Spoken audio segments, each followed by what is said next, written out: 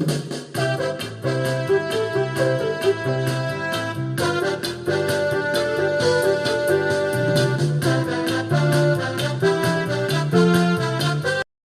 मुलांनो, तुमच्या आवडत्या संजय सरांच्या गोष्टींच्या शाळेत तुमचं मनपूर्वक स्वागत. मुलांनो, आज आपण अशा महान साहित्य रत्नाची गोष्ट ऐकणार आहोत ज्यांनी अक्षरांच्या प्रकाशाने लाखो लोकांच्या जीवनात ज्ञानाचा दीप पेटवला. चला तर मग मुलांनो, कान देऊन ऐका आजची सुंदर गोष्ट. गोष्टीचं नाव आहे अक्षरांचा दीप. मुलांनो, सांगली जिल्ह्यातील वाटेगाव या छोट्याशा गावात 1 ऑगस्ट 1920 रोजी तुकारामचा जन्म झाला.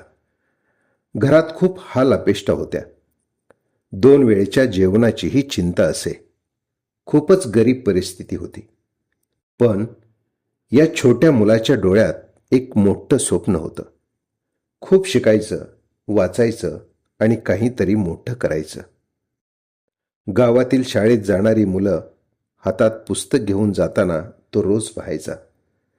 त्याला वाटायचं, ही पुस्तकं किती सुंदर असतील, यात किती ज्ञान दडले असेल. पण घरची परिस्थिती इतकी हलाखीची होती की पुस्तक खरेदी करणे शक्य नव्हते. एके दिवशी तुकाराम बाजारात गेला. तिथे एका दुकानाबाहेर जुनी पुस्तकं ठेवलेली होती. तुकाराम बराच वेळ ती पुस्तके हातात घेऊन पाहत राहिला.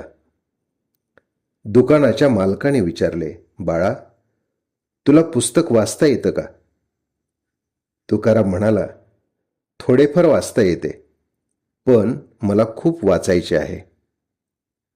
दुकानदाराने त्याला एक जुने पुस्तक दिले आणि दुकानदार म्हणाला, रोज थोडेच वाच, पण इतरांनाही सांग. त्या दिवसापासून तुकाराम रात्री दिव्याच्या मंद प्रकाशात वाचू लागला.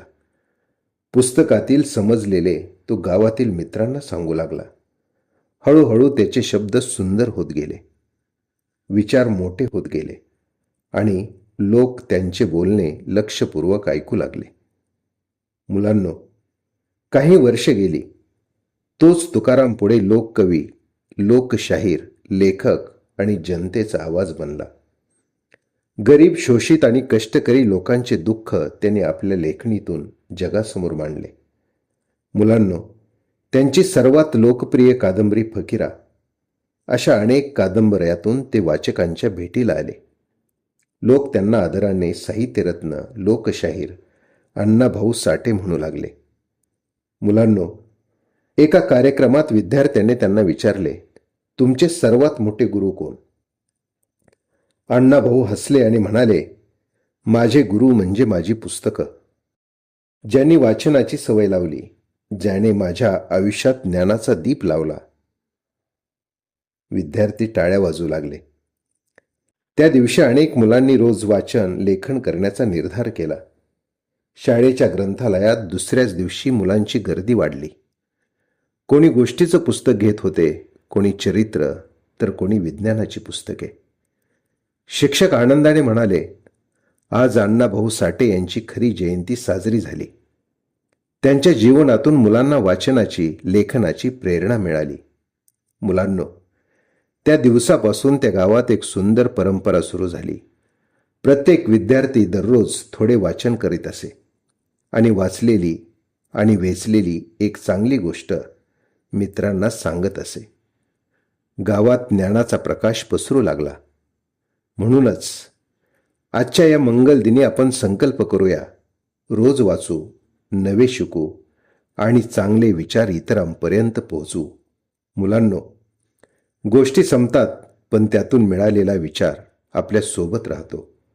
पुन्हा भेटू संजय सरांच्या गोष्टींच्या शाळेत. तोपर्यंत वाचन करा, विचार करा, रोज काहीतरी लिहित राहा आणि आपलं जीवन घडवा. धन्यवाद.